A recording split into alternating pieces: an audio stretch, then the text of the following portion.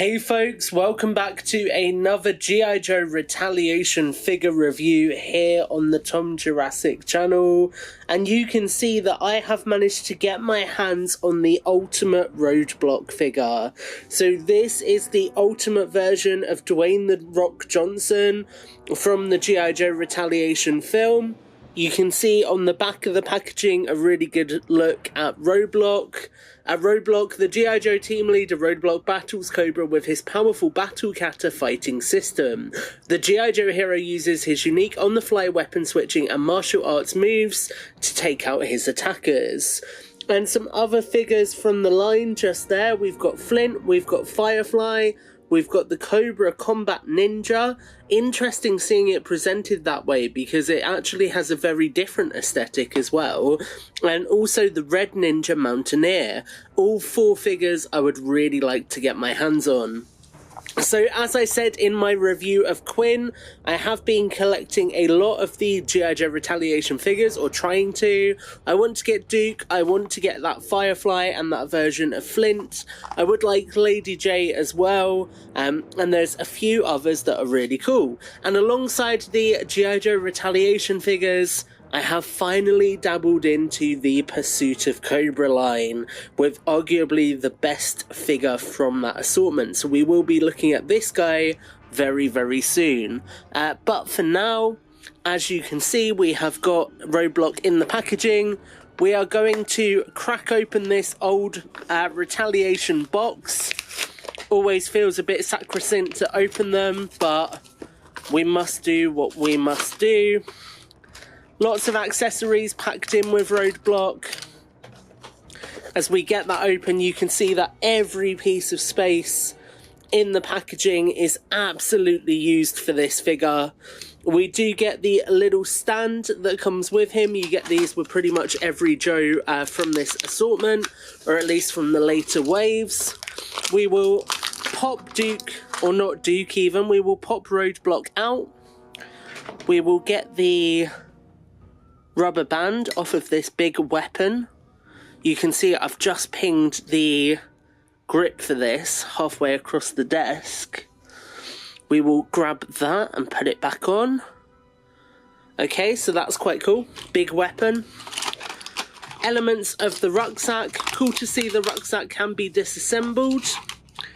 We've got these big bulky gun pieces which clip onto the Battle Kata system. Nicely, I think, for this figure, we do get an M249 saw, so you do get more of an accurate gun if you want one. Interestingly, you can kind of pivot that a little bit in there as well. That's quite cool. We will look at that shortly as well, because I'm aware that this is all quite out of focus right now. Just got to get the Battle Kata accessories out of the packaging. I'll do this as quickly as I can for you. Obviously, I don't want to lose anything while I'm in the process of getting it out.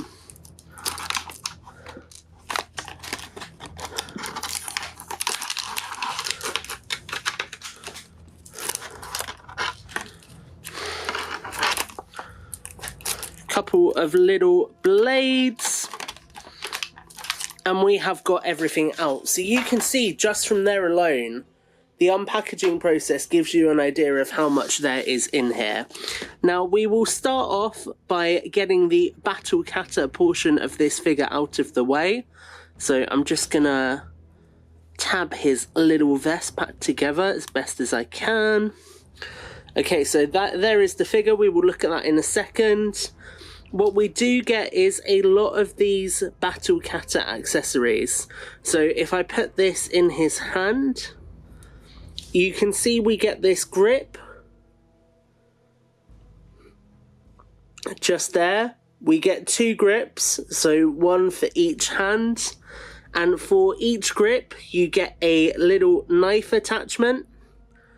So you can make the larger sort of combat knife. That almost looks like a cavalry dagger in the kind of design there. You also get a smaller blade for each of them.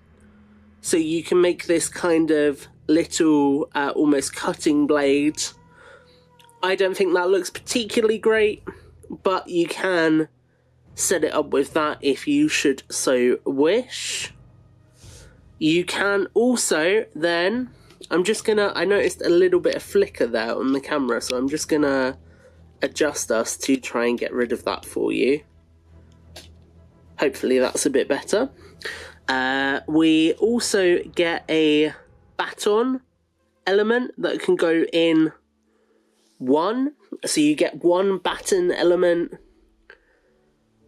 to give you that kind of nightstick. Quite cool. And then lastly, we also get two of these, and these mimic a version of the Glock that Roadblock does use in the film, which is quite a hefty version of the Glock. So you can see there, that is kind of with the two magazines almost at the front.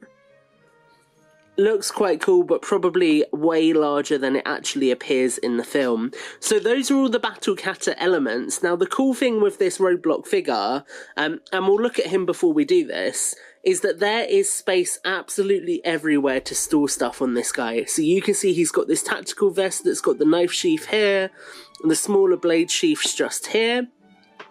It does open up on the side. You can see it can be unpegged just there. I do feel like that gets in the way a little bit. It could be tucked away a little bit more, but that might have just warped where it's been in the packaging for so long. He does then on this side have a little pouch just here, which almost looks like a dual magazine pouch. He has got the black knee pads, which look great, and then the boots. On this side he has got a little sheath, so if I bring in the little knife, he has got the GI Joe knife. We've seen this mould a few times. Just get that in focus for you there. If we put it in his hand, you'll be able to see it a little bit better. So you can see just there. So that sheaths really nicely into, oh, if I can do it, the little sheath just down here. That's his sort of actual knife sheath, if you like. You can see how well that fits in there. We then, on the other side, have got a traditional pistol holster. So Roadblock, in addition to all of the Battle Kata gear, he does come with a kind of normal-ish pistol. It is a little bit stylized. I've not seen this one before. I feel like it's come with quite a few GI Joe figures, and it is probably the closest that we have to a Glock in the GI Joe line, so that makes a lot of sense. Just slots into his pistol holster really nicely. Actually sits really well in there, as you can see. And then on the back of the packaging you kind of get a flavour for some more of the accessory storage ability on this figure. We will come back onto that. We're gonna just take the vest off very quickly. It looks like it will pop off pretty straightforward, which is always ideal. Let's just bring that up and over. Or maybe not, maybe it requires a little bit more work. Yeah, it looks like it does, so I'm actually not going to take it off just at this moment. But there is a short sleeve combat shirt underneath there. I will stitch in a photo. You can see, head sculpt wise, it's not the best. There is a little bit of paint spillage, but I think for, I mean, he's got kind of wonky eyes, but I think for what it is, I'm pretty happy with that. I think it's about as spot on as it can be. Again, good look at the outfit there, the higher sleeves, the tattoo on the arm. Looks pretty good. So with the Battle Kata gear, we can put different bits of it in different storage areas. So you can kind of store the baton, I think, in this area, as you can see just there. We can then take the smaller knives, I believe, and slot them in on here. Yeah, so there's one in fairly nicely. Not sure I'll ever be getting that back out. There is the other one, also in quite nicely. So again, just for little bits of storage. We can then take one of the knife blades and tuck it up and in there, and it kind of holds itself in place quite nicely. And something cool that I've not seen other people really reference is the fact that you can mount the actual grips for the weapons on these components just here, and they are sculpted to hold them. So as you can see, that attaches just on there. We can then put the other one just on there, and those are held in place really nicely. You can see they're not coming off easily. So good way to store a lot of the accessories on the figure. You could even, with the other spare knife blade, make one of those a knife if you wanted to. Although in terms of combat effectiveness, he'd be quite likely to cut himself on it. So that is cool to see. I have to admit, I'm really happy with how much just stuff this figure can hold. In terms of other accessories, he comes with this funky backpack that has got like a rappel feature. So basically, I assume we like plug it in there and bring it down. There's this, I think you're meant to be able to like wrap the rappel around. If I bring it closer so you can see it. So this down here looks like it would unclip and you could wrap the rappel around it. It obviously has the peg just there to go on his back. And then it has this section that goes on his arm and this other section. It's all quite confusing. I don't think it doesn't look that functional. So for me, I'm not really going to use this, but it is a play feature that's there. We do get, like I said, the saw, the LMG. Really nice sculpt for the saw actually. Has the removable weapons box and has the drop down bipod, has the top carry handle. Little bit warped, but it's not awful. And if I put that in his hand, you can see he holds that incredibly well. He will actually dual wield it really, really nicely. That is genuinely fantastic how well he holds that weapon. You can see that there. You could get some really nice poses with that. Get him posed kind of going upwards. Get it posed downwards. Get the little tripod even tucked away. That is exactly what you want from an action figure like this when it comes to holding weapons. So that is cool. I have knocked off one of the little weapons clips as I've done that. And then the other element you get is the massive 50 cal. As you can see just there, loads of detail packed into the barrel.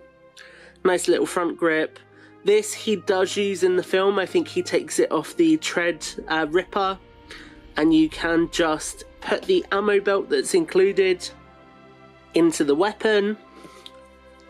Get him to kind of hold the front barrel first, I would suggest, or the front grip, like so, and then hold the back like so as well.